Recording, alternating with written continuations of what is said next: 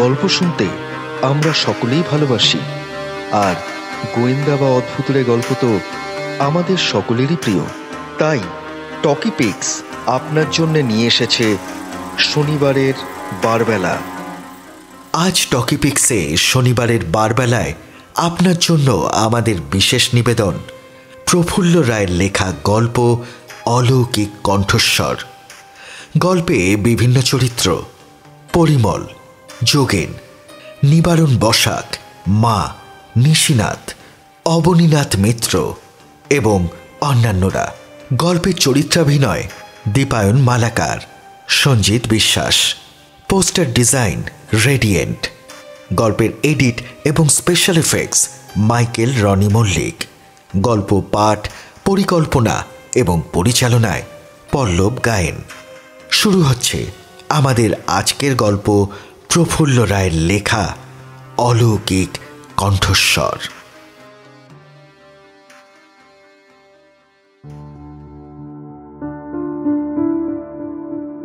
1952 সালের কথা।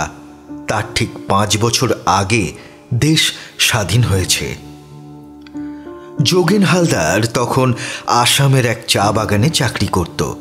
জায়গাটা ছিল ভীষণ দুর্গম। জোড়াহাট থেকে বাসে 40 মাইল যাওয়ার পর মঙ্গলপুখুরি নামে একটা ছোট গঞ্জে নেমে 10 মাইল হাঁটলে আমিনপুর টি গার্ডেন। যোগেন ছিল সেখানকারই সুপারভাইজার। তার কাজ হলো কুলি কামিনরা কে কি করছে, ডিউটিতে ফাঁকি দিচ্ছে কিনা ঘুরে ঘুরে তারই তদারক করা।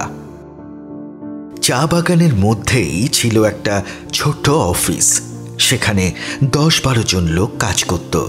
তখনও সাহেবরা পুরোপুরি এ দেশ ছেড়ে চলে যায়নি। আমিনপুর টি গার্ডেনের ম্যানেজার ছিলেন খাস ইংরেজ। নাম ছিল তার হ্যারল্ড ম্যাকলিন। অ্যাসিস্ট্যান্ট ম্যানেজার একজন অহমিয়া, হেমেন বরকাক্তি। এছাড়া একজন ডাক্তারও ছিলেন, আর কুলি কামিন এবং অন্যান্য মজুররা তো ছিলই সেখানে। ম্যাকলিন সাহেব থাকতেন চা বাগানের সব থেকে বড় কাঠের বাংলোতে। হেমেন বরকাক্তির বাংলোটা ছিল মাঝারি আকারের। ডাক্তারের বাংলোটিও মোটামুটি ভালোই। যোগেন হালদারকে দেওয়া হয়েছিল 2 কামরার ছোট্ট একটা কোয়ার্টার। অফিসের কর্মচারীরা থাকত বিরাট দোতলা কাঠের বাড়িতে। কুলি কামিনদের জন্য ছিল লম্বা লম্বা ব্যারাক। যোগেন হালদার একাই থাকত চা বাগানে। তার ছেলে, মেয়ে, স্ত্রী আর বুড়ো বাবা মা থাকতেন কলকাতায়।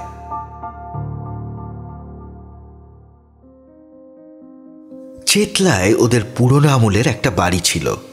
বছরে 2 বার, পুজোর সময় আর গরমকালে কয়েকদিনের ছুটি নিয়ে যোগেন যেতেন তার বাড়ির লোকের সাথে দেখা করতে কলকাতায়। আমিনপুর টি গার্ডেনে তখনও ইলেকট্রিসিটি আসেনি। সারা দিন কাজকর্ম আর নানা ব্যস্ততার মধ্যে সময় কাটত। কিন্তু সন্ধে নামার সঙ্গে সঙ্গে চারিদিক নিঝুম হয়ে যেত। যেন মনে হতো আমিনপুর টি গার্ডেন যেন পৃথিবীর বাইরের কোনো নিস্তব্ধ ভুতুড়ে জায়গা।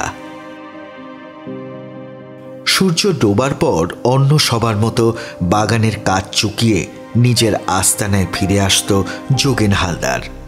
এখানে রান্নাবান্না, বাসন মাজা এবং বাড়িঘর ধোয়া মোছার জন্য লোকজন পাওয়া মুশকিল। রান্না থেকে সমস্ত কিছু যোগেন নিজের হাতেই করতেন। বাড়ি এসে স্টোভে চা করে খেয়ে ভাত বসিয়ে দিত সে। 1 ঘন্টার ভেতর রান্না শেষ। তারপর একা একা সময় আর তার কাটতে চাইত না। তাই একটা ব্যাটারিওয়ালা রেডিও কিনে এনেছিলেন যোগেন।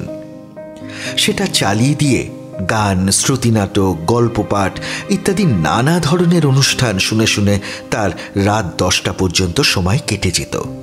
তারপর রাতের খাওয়া খেয়ে দিয়ে শুয়ে পড়ত। আর রাত্রিবেলা রেডিওটাও ছিল তার একমাত্র সঙ্গী। একদিন রাত্রিবেলা বাড়ি ফিরে চা খেয়ে স্টোভে ভাত চাপিয়ে রেডিও খুলে ইজি চেয়ারে আধশোয়া হয়ে গান শুনছিলেন যোগেন। পঙ্কজ মল্লিকের গলায় রবীন্দ্রসঙ্গীত। হঠাৎ গানটা বন্ধ হয়ে গেল। রেডিওর ভেতর থেকে একটা পরিচিত গলা ভেসে এলো। যোগেন, তোদের খুব বিপদ, কালই বাড়ি চলে যা। গলাটা যোগেনের বন্ধু পরিমলের। একসঙ্গে তারা কলেজে পড়ত। পরিমলরা থাকত ভবানীপুরে, হরিশ মুখার্জি রোডে। বিএ পাশ করার পর দুজনের আর দেখা হয়নি, তবে ওর কণ্ঠস্বর পরিষ্কার যোগেনের মনে আছে।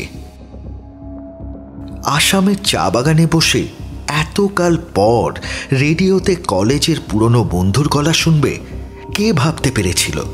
প্রথমটায় ভীষণ হকচকিয়ে গিয়েছিল যোগেন। তারপর চিৎকার করে বলল, হ্যাঁ, আমাদের বাড়িতে কিসের বিপদ পরিমল? তুই জানলি কেমন করে? উত্তর নেই। ততক্ষণে ফের রবীন্দ্রসঙ্গীত শুরু হয়ে গেছে। যোগেন খাড়া হয়ে উঠে বসল। এমন একটা অদ্ভুত ব্যাপার কি করে সম্ভব? কিছুতেই তার মাথায় ঢুকছিল না। রেডিওর গান থামিয়ে কলেজের বন্ধু, যার সঙ্গে বহু বছর দেখা সাক্ষাৎ নেই, কিভাবে কথা বলে উঠল সে? যোগেনের মনে হলো সে ভুল শুনেছে। এমন অলৌকিক ঘটনা কখনো ঘটতে পারে? যদি সত্যিই তেমন বিপদ ঘটত, নিশ্চয়ই বাড়ি থেকে টেলিগ্রাম আসত। পরক্ষণেই একটা খটকাও দেখা দিল। এই সৃষ্টি ছাড়া জায়গায় টেলিগ্রাম পৌঁছাতেও তো ৩-৪ দিন সময় লেগেই যায়। এর ভেতর খারাপ কিছু কি ঘটা সম্ভব? রাত্রিটা ভালো করে ঘুমোতে পারল না যোগেন। পরদিন অ্যাসিস্ট্যান্ট ম্যানেজার হেমেন বারকাক্তি আর ডাক্তার প্রভাংশুগুপ্তকে পরিমলের ব্যাপারটা জানাতে তারা হেসে উড়িয়ে দিলেন। অলৌকিক কোনো কিছু ওরা বিশ্বাস করেন না। দিনের বেলাটা চা বাগানে প্রচুর কাজের মধ্যে কাটিয়ে সূর্যাস্তের পর কোয়ার্টারে ফিরে রোজকার মতো রেডিওটা চালিয়ে দিলেন যোগেন। তখন নামকরা একজন লেখক নিজের গল্প পড়ে শোনাচ্ছেন। হঠাৎ গল্প পাঠ থেমে গেল। আগের দিনের মতো পরিমলের কণ্ঠস্বর আবার শোনা গেল। কি হলো? আমার কথা বিশ্বাস হচ্ছে না? এখনো বাড়ি না ফিরলে সারা জীবন আফসোস করতে হবে। চমকে কি বলতে যাচ্ছিল যোগেন, কিন্তু কিছু বলা হলো না। তার আগেই ফের রেডিওতে গল্প পড়া আবার শুরু হয়ে গেল। এবার কিন্তু সত্যি ভয় পেয়ে যায় যোগেন। কাল না হয় ভুল শুনেছিল সে, কিন্তু আজ? পরদিন ম্যানেজারের কাছ থেকে ছুটি নিয়ে কলকাতায় রওনা হলো যোগেন। সে আমলে আসামের ওই দুর্গম প্রান্ত থেকে কলকাতায় যাতায়াত খুব সহজ ছিল না। তখনও ব্রহ্মপুত্রের ওপর রেল ব্রিজ তৈরি হয়নি। ট্রেনে পাণ্ডু পর্যন্ত এসে নদী পেরিয়ে ওপারে গিয়ে ফের ট্রেন ধরতে হতো, আর সেটা পৌঁছে দিত কাটিহারে। ওখান থেকে ট্রেনে মণিহার ঘাট, তারপর স্টিমারে গঙ্গা পার হয়ে আবার ট্রেন, আর সেটায় চড়ে সাহেবগঞ্জ, সেখান থেকে আবার ইন্ডিয়া এক্সপ্রেস ধরে শিয়ালদা।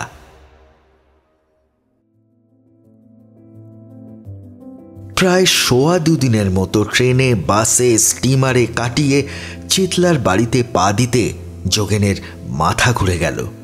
তার বাবা নীতিশ হালদার বিছানায় চোখ বুজে শুয়ে আছেন। তার বুকে 2 উরুতে ও মাথায় পুরু ব্যান্ডেজ।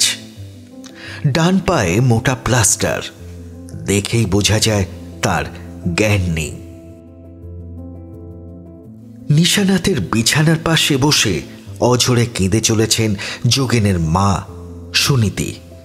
বিষণ্ণ মুখে দাঁড়িয়ে আছে তার স্ত্রী আরতি এবং 2 ছেলে মেয়ে নন্দু আর সোনা। পাড়ার 2-4 জন বয়স্ক লোককেও সেখানে দেখা গেল। বাবার হাল দেখে টলেই পড়ে যেত যোগেন। কোনো রকমে নিজেকে সামলে নিল। পাড়ায় যে বৃদ্ধ লোকগুলো দাঁড়িয়েছিল তাদের একজনের নাম নিবারণ বসাক। তিনি নিশিনাথের বন্ধু।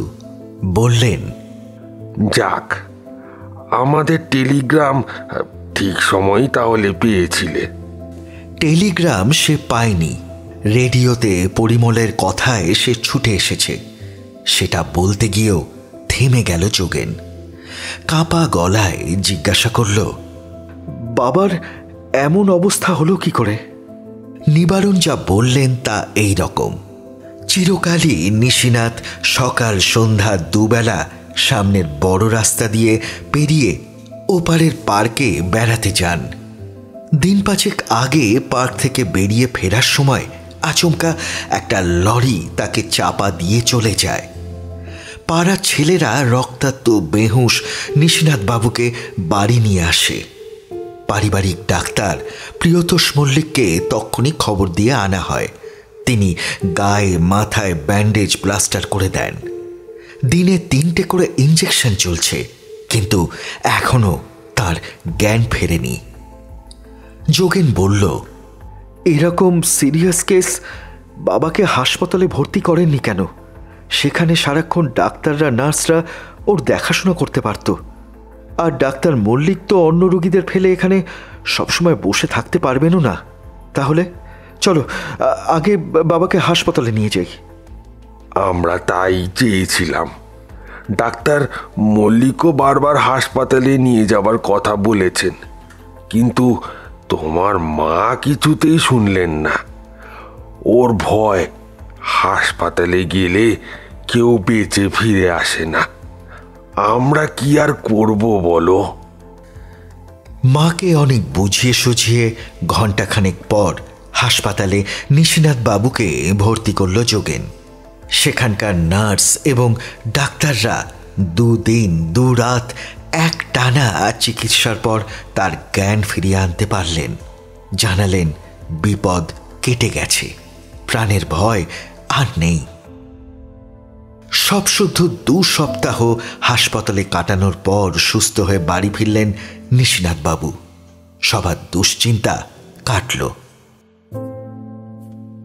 এ কদিন হাসপাতালে ছোটাছুটি করতে করতে পরিমলের কথা খেয়ালই ছিল না যোগেনের। এবার সেটা তার মনে পড়ে গেল। সে তার মা সুনীতিকে জিজ্ঞাসা করল, আচ্ছা মা, আমার বন্ধু পরিমলকে তোমার মনে আছে? কোন পরিমল? ওই তো আমাদের সঙ্গে কলেজে পড়তো। এ বাড়িতে তো অনেকবার এসেছে। হ্যাঁ হ্যাঁ, মনে পড়েছে। সেই ফর্সা সুন্দর করে ছেলেটা তো। হ্যাঁ হ্যাঁ, ওই তো। কিন্তু সে তো অনেক দিন আগের কথা। যতদূর মনে পড়ছে, তুই বিএ পাশ করার পর আর আসেনি। হ্যাঁ, কি একটা চাকরি নিয়ে শুনেছিলাম মধ্যপ্রদেশে চলে গিয়েছিল। একটু চিন্তা করে সুনীতি দেবী বললেন, তা এতকাল পরে হঠাৎ পরিমলের কথা উঠছে কেন? যোগেন বলল, বাবার অ্যাক্সিডেন্টের সময় ও কি আমাদের বাড়িতে এসেছিল? কই না, কি ব্যাপার রে? যোগেন সব কিছু ঘটনা খুলে বলল পরিমলের ব্যাপারে। হতভাগ সুনীতি দেবী অসীম বিস্ময়ে অনেকক্ষণ তাকিয়ে রইলেন। তারপর বললেন, কি বলছিস? রেডিওতে তোকে বাড়ি আসতে বলল? আস্তে আস্তে মাথা নাড়ে যোগেন। হ্যাঁ, ওই বলেছিল। নিশিনাথ বাবুর ঘরে এসব কথা হচ্ছিল। সুস্থ হলেও এখনো বেশ কিছুদিন বাড়ির বাইরে তাকে যেতে দেওয়া হচ্ছে না। তিনি বিছানায় বসেছিলেন। যোগেনের স্ত্রী আরতিও রয়েছে সেখানে। তারাও পরিমলের কথা শুনে কম অবাক হননি। নিশিনাথবাবু যোগেনকে বললেন, সমস্ত ব্যাপারটা অদ্ভুত লাগছে। তুই এক কাজ কর। যোগেন জিজ্ঞাসা করল, কি বাবা? তুইও তো কলেজে পড়ার সময় ওদের বাড়ি যেতিস। ঠিকানাটা মনে আছে? একটু চিন্তা করে যোগেন বলল, বাড়ির নম্বরটা তো মনে নেই, তবে হরিশ মুখার্জি রোডে গেলে বাড়িটা খুঁজে বার করতে পারবো। অবশ্য কি? পরিমল তো মধ্যপ্রদেশে চলে গিয়েছিল। মা বাবা আর 2 ভাই ও বাড়িতেই থাকতো। তা এখনও আছে কিনা কে জানে। তবু তুই একবার যা। সেদিন বিকেলে হরিশ মুখার্জি রোডে চলে গেল যোগেন। একটা ছোট পার্কের গায়ে ছিল পরিমলদের অনেক কালের পুরনো দোতলা বাড়ি। বাড়িটার বয়স কয়েক বছর বাড়লেও সেটা প্রায় আগের মতনই আছে। দরজায় কড়া নাড়তেই একজন বৃদ্ধ দরজা খুলে দিলেন। পিঠ বেঁকে গেছে, গায়ের চামড়া কোঁচকানো, গাল ভাঙা। যোগেনকে দেখে জিজ্ঞাসা করলেন, কাকে চাই? বৃদ্ধ চেহারাটা ভেঙে চুরে গেলেও যোগেন তাকে চিনতে পারল। পরিমলের বাবা তিনি। নামটাও মনে পড়ে গেল, অবনীনাথ মিত্র। হেঁট হয়ে প্রণাম করে উঠে দাঁড়ালো যোগেন। বলল, মেসমশাই, আমি যোগেন। পরিমল আমার বন্ধু। আপনাদের বাড়িতে কত এসেছি, চিনতে পারছেন কি? অবনীনাথবাবুর দৃষ্টিশক্তি ক্ষীণ হয়ে এসেছে। অনেকক্ষণ লক্ষ্য করার পর তিনি বললেন, পারছি। তোমার চেহারা তো অনেক বদলে গেছে। এসো। বাড়ির ভেতরে এসে অবনীনাথবাবু ড্রয়িং রুমে যোগেনকে বসালেন। জিজ্ঞাসা করলেন, হঠাৎ এত বছর বাদে কি মনে করে? যোগেন বলল, আপনি জানেন কি না জানি না, আমি বিএ পাশ করার পর আসামের এক চা বাগানে চাকরি নিয়ে চলে গিয়েছিলাম। এখনও সেখানেই থাকি। মাঝে মধ্যে 2-4 দিনের জন্য কলকাতায় আসি। বাড়ির এত কাজ থাকে যে বন্ধুবান্ধব কারোর সঙ্গে দেখা করতে পারি না, তেমন সময়ও পাই না। এবার এসে ঠিক করলাম ওই আত্মীয় স্বজন, চেনা জানা বন্ধুবান্ধব সবার বাড়িতেই যাব। বলছিলাম, আপনারা ভালো আছেন তো? অন্যমনস্ক মতো হয়ে অবনীনাথ বললেন, এই আর কি, কোনো রকমে ওই বেঁচে আছি বলতে পারো। আচ্ছা, পরিমলের খবর কি? যোগেন বলল, সে কি এখনো ওই মধ্যপ্রদেশেই আছে? স্থির চোখে কিছুক্ষণ তাকিয়ে থাকার পর অবনীনাথবাবু বললেন, তুমি পরিমলের কথা জানো না? কি খবর মেসমশাই? বছর খানেক আগে হার্ট অ্যাটাকেও মারা গেছে। হ্যাঁ, পরিমল মারা গেছে? মাথার ভেতরটা চাকার মতো কি যেন ঘুরতে লাগলো যোগেনের। রেডিওতে গান আর গল্প পাঠের অনুষ্ঠান থামিয়ে পর পর 2 দিন পরিমল যা বলেছিল বারবার যোগেনের সেই কথা মনে পড়তে লাগলো। এটা কি করে সম্ভব? আচ্ছন্নের মতো উঠে দাঁড়ালো যোগেন। বলল, আজ চলি মেসমশাই। অবনীনাথবাবুও উঠে দাঁড়ালেন। অবাক হয়ে বললেন, এই তো এলে, এখনই চলে যাবে? তোমার মাসিমার সাথে দেখা করে যাবে না? আমি না হয় আর একদিন আসবো এখানে। আজ চলি। এই কথা বলে বাড়ির বাইরে পা বাড়ালো যোগেন। যোগেন ভালোই বুঝতে পারল তার সেই পুরনো বন্ধু পরিমল আজও পৃথিবীর বাইরে অন্য কোনো জগতে বর্তমান। আর পরিমলের সেই প্রেতাত্মা শুধুমাত্র যোগেনকেই সাহায্য করার জন্য রেডিও মারফত চলে এসেছিল এই পৃথিবীর বুকে।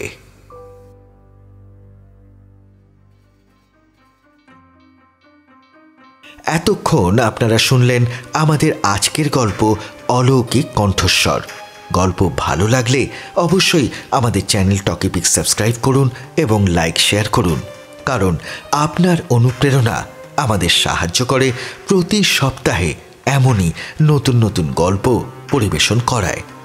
ধন্যবাদ।